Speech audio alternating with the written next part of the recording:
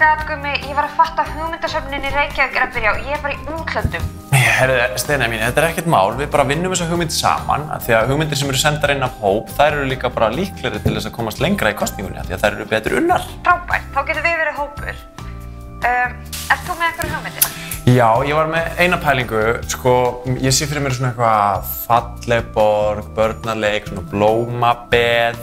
Kannski getum við skrifa eitthvað í blómabeðið. Einmitt, það var hægt að skrifa geimverurnar eru að koma.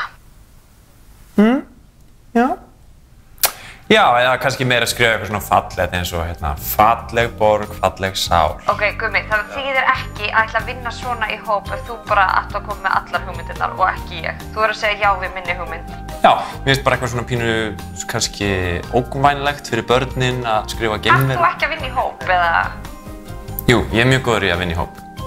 Þannig að ég ætla að segja já við þessari hugmynd. Og bara já, við segjum hérna geimverurnar eru að koma og gerum það. Og svo getum við haft svona gameskip, svona leiktæki við hliðina. Einmitt. Og inn í gameskipinu þá getum við verið með alls konar vopn.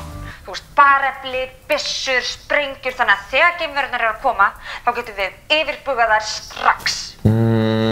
Já, mér finnst það bara, ok, ég ætla ekki að vera leiðilegur, ég er mjög góður í að vinna í hóp og ég ætla að segja já við þessu.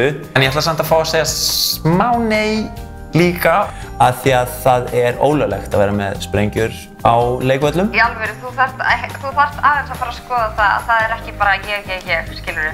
Þú veist, þetta er samvinna. Þú verður að segja já við hugmyndum annarra líka. Já. Þannig að við sendum þetta inn. Já. Ok. Já.